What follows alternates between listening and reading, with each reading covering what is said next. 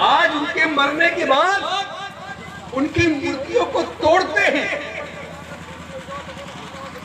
आप सोचिए, जो लोग उनके पुरखों ने जीते जी बाबा साहब अम्बेडकर का कुछ नहीं कर पाए, उनके मरने के बाद उनकी मूर्तियों को तोड़ करके अपनी नालायकी का प्रदर्शन करते हैं, अपनी कायरता का प्रदर्शन करते हैं।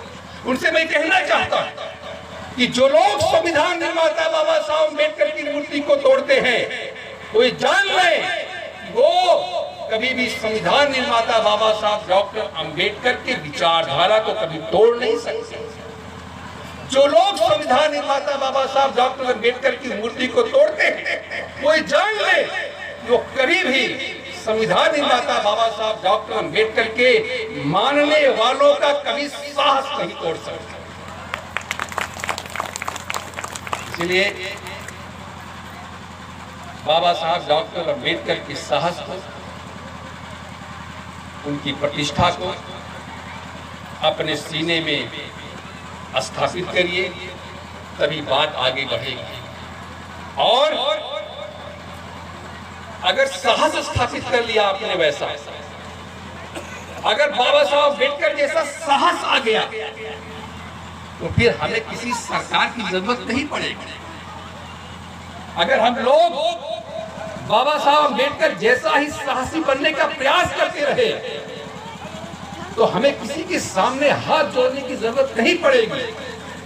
आप करिए, मात्र कल्पना करिए कि जो लोग आज बाबा साहब डॉक्टर अम्बेडकर की मूर्तियों को आज भी जो तोड़ता है, संविधान लागू होने के 73 वर्ष के बाद भी जो आज बाबा साहब अम्बेडकर की मूर्तियों को तोड़ता है, जरा कल्पना करिए कि उनके पुरखों से बाबा साहब अम्बेडकर कितना लड़े होंगे, कितना लड़े।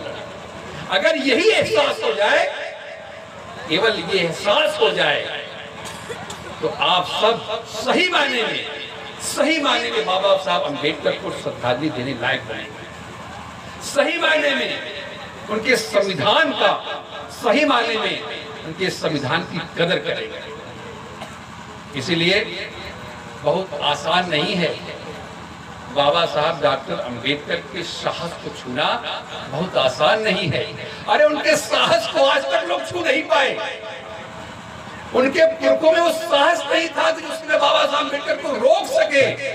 उनके साथ कोई नहीं था, फिर भी अकेले उस साहसी व्यक्ति ने हम सब के लिए संविधान दिया, और उनके बनाए संविधान के माध्यम से भी हम साहस नहीं दिखा पा रहे हैं। इसलिए ये बहुत सोचने की बात है, चिंतन करने की बात है। लेकिन फिर भी मैं ये कहूंगा कि चंदापुर की धरती पर, बूढ़ा चंदापुर की धरती पर बाबा साहब डॉक्टर अम्बेडकर के मिशन पर, उनके संघर्ष पर काम हुआ है।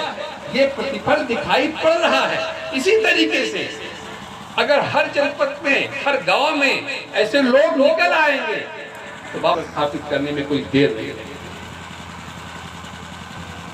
26 जनवरी 26 नवंबर 1949 को जब संविधान बनकर तैयार हुआ, तो बाबा साहब डॉक्टर अम्बेडकर ने उसकी एक प्रति संविधान सभा के जो अध्यक्ष थे, राष्ट्रपति थे, राजेंद्र प्रसाद जी को देते हुए ये कहा था कि मैं महसूस करता हूँ कि हमारा भारतीय संविधान लचीला है, व्यवहारिक है।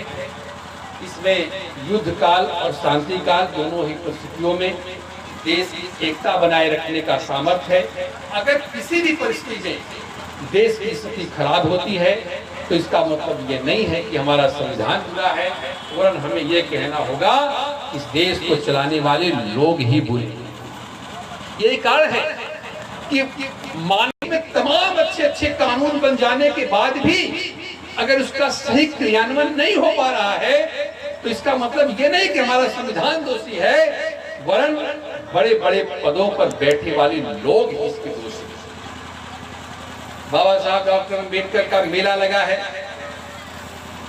अभी जहां कहीं भी हमारे बच्चे या कहीं भी जब बड़े बड़े शहरों में जाते हैं, तो उनको बहुत सी बातें झेलने को मिलती है। अरे ये तो संविधान नकल है। हतोत्साहित करने वाले लोग किस तरीके से हतोत्साहित करते हैं, हर बोर्ड पर प्रोत्साहित करते हैं। इतने बड़े सूरज को बाबा साहब डॉक्टर अम्बेडकर को उस जमाने से उनके पुरखों से लेकर के आज तक कोई छू तक नहीं पाया, लेकिन फिर भी उस षड्यंत्र करने में, जो मैंने कहा कि अगर जंगल में कानून लागू हो जाए तो वो तो जानवर मर जाएगा, जो बिना मांस खाने वाले मर जाएगा, या तो वो उसके खिलाफ संघर्ष करेगा, तो वही चल रहा है अभी तक।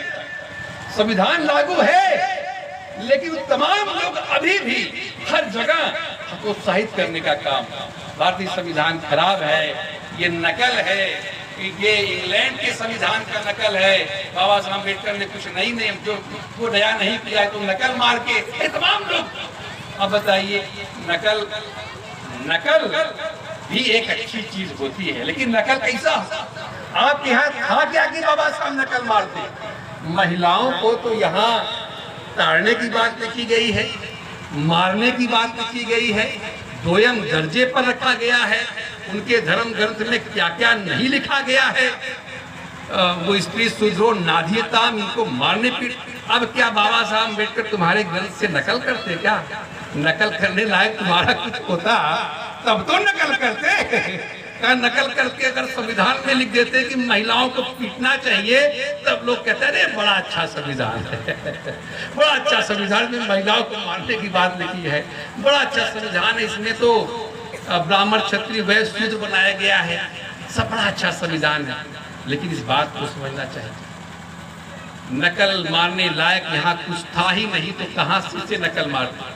और नकल बाबा साहब अम्बेडकर ने कुछ नकल नहीं मारा है, बल्कि अपने अकल का इस्तेमाल किया है, क्योंकि उनके अकल को कोई छू नहीं पाता था, इसीलिए सब खिसियाए कहते हैं कि नकल है, नकल है। अब नकल कैसे है? ब्रिटेन का जो संविधान है महेश जी, इंग्लैंड का जो संविधान है वो लिखित है ही नहीं। मैं इलाहाबाद विश्वविद्यालय में जब पढ़ाई कर रहा था तो 5-5 देशों का संविधान पढ़ने का मौका मिला था। उस समय मैं पहली बार जान पाया कि इंग्लैंड का संविधान कुछ लिखित है ही नहीं, वहाँ परंपराओं से ही सब कुछ चलता है।